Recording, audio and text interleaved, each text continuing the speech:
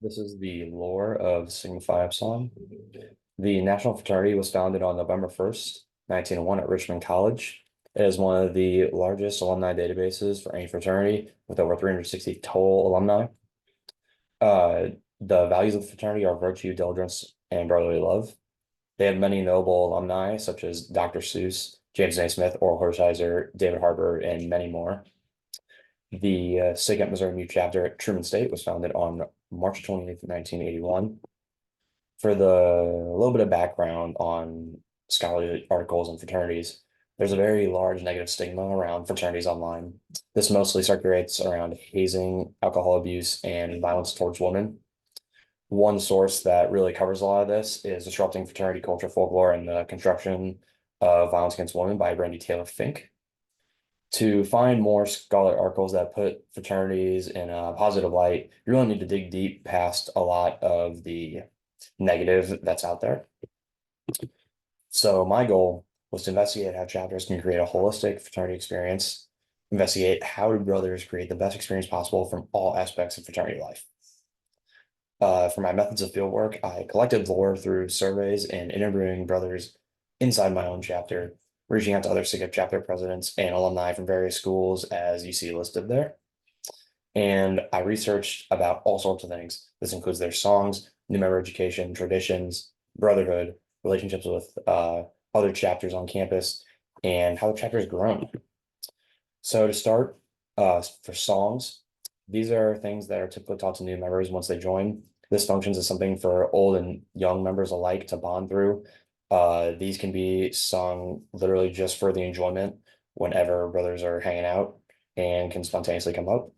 There are patterns of conservation and variation across chapters that I researched. Consistent through all of them was the SIGEP anthem. This is sung at the end of every chapter meeting and really reaches into the meaning of brotherhood and sets people off for a good start to the week.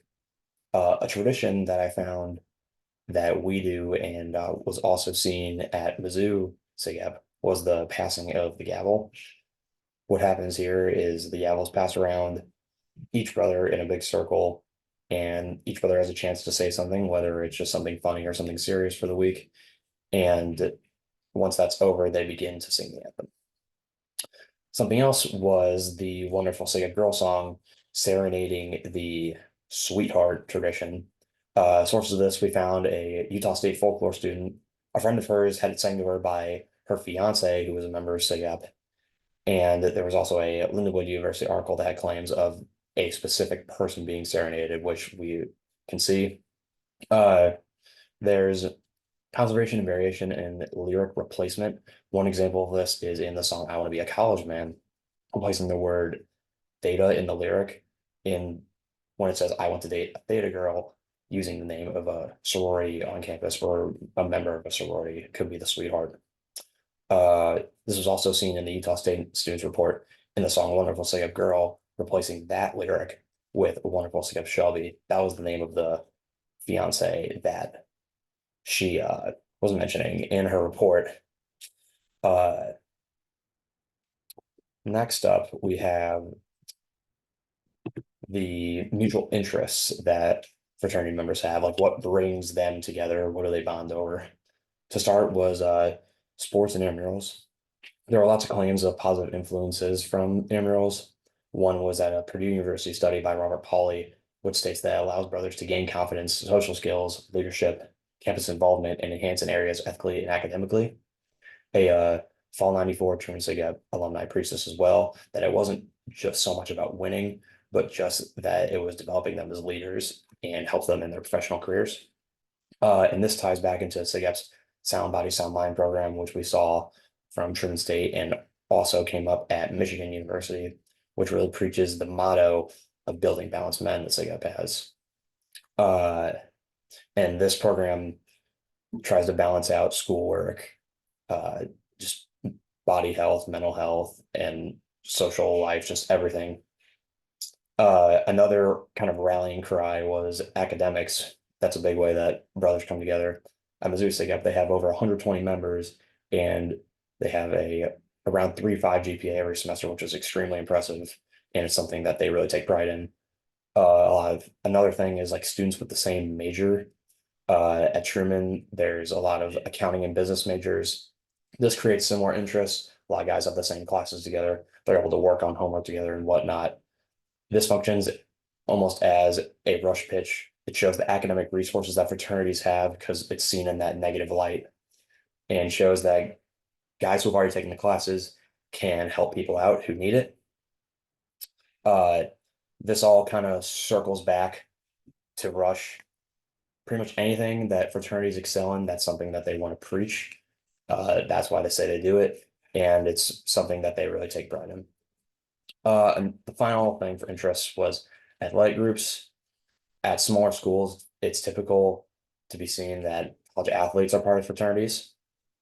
For an example, the men's soccer team at Truman, they serve as a secondary folk group, and it creates a bond stronger than the soccer team, being fraternity brothers, uh, developing themselves as people, as they go on in their lives.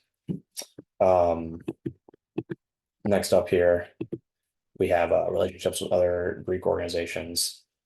Uh, in the past, fraternity violence was a lot higher, and this is tamed down much more. But what happens in the past does not go away.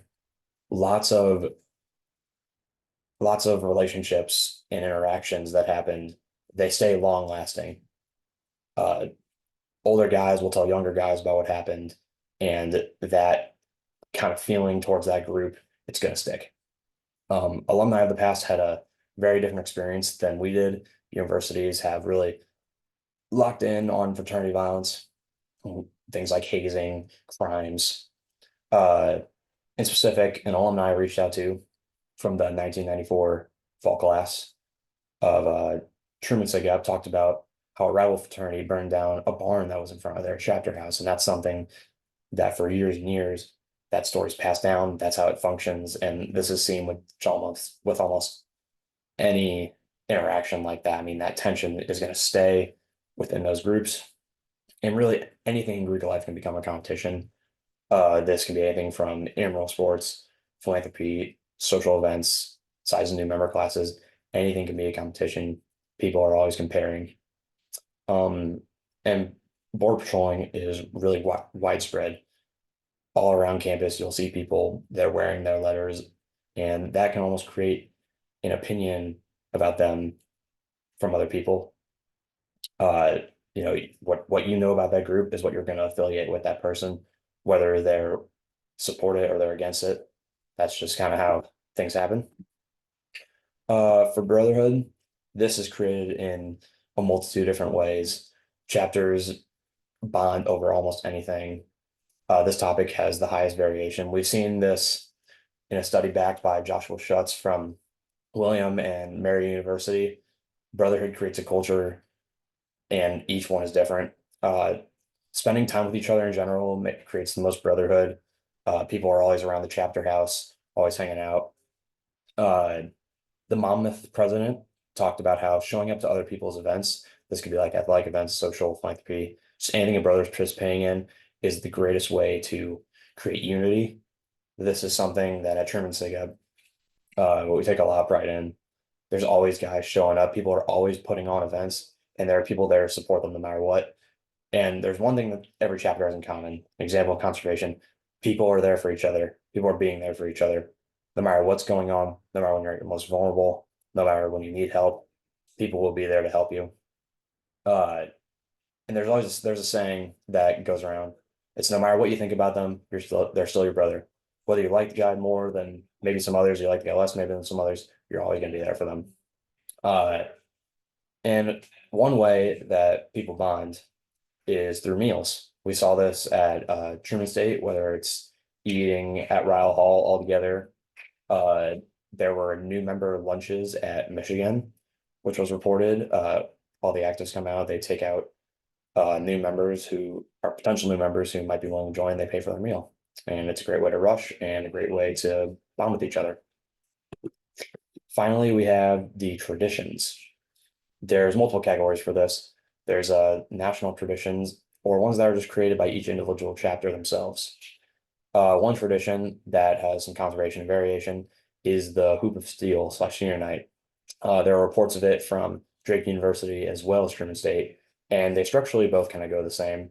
It's that the actives get up and they tell stories about the seniors, and then the seniors go and give advice to the younger members. Uh, this is typically a long event, about 8+ hours, and it's a really safe and open space to say anything that is uh, like anything on your mind. It's kind of it goes as a final goodbye. It has people say things that they might not have had confidence to say. Uh, we have another tradition from Marquette University called the Siggies. There's some conservation variation here. Missouri Mu, Truman Sig Up does the same thing. It's called the Chapter of Superlatives. And it's basically just giving out awards to people who are deserving of all the great things that they've done. They could be funny or they could just be really serious. And it's just a really great time where you maybe see a lot of people that you don't usually see, but they all come out to it. And that's the same thing with senior night. The final part is rituals. These hold lots of conservation and variation. They're done in different orders and ways. For example, there are rituals such as the Sigma Phi and Epsilon ritual and the brother mentor ritual. This is upgrading your brother status and is kind of a way that people in your new member class bond going through these rituals together. And they teach on the values of the fraternity, and they are secret, but are really impactful. This allows brothers to learn secrets of the chapter at different times, but there's some variation here because some chapters do it where you go through all the rituals at once together. So everybody's kind of on the same playing field there. An example of something that's kind of taught at a later time is the SIGEP handshake. This is something that people use as like a use of shibboleth. It's like testing if you're in the group or not. And they'll go up to you and see if you know the handshake. And because some people know it at a younger age, it's kind of a little variation there. And in the end, what I learned was that there are many ways chapters bring people together. Brothers are brought together through their traditions, brotherhood interests, etc. Examples of conservation and variation are in this lore. They do it different ways, but kind of with the same goals and intended messages, and people have take different things out of it, but it all can have the same impact. And every chapter achieves these goals with this lore. So that is all we have. Thank you.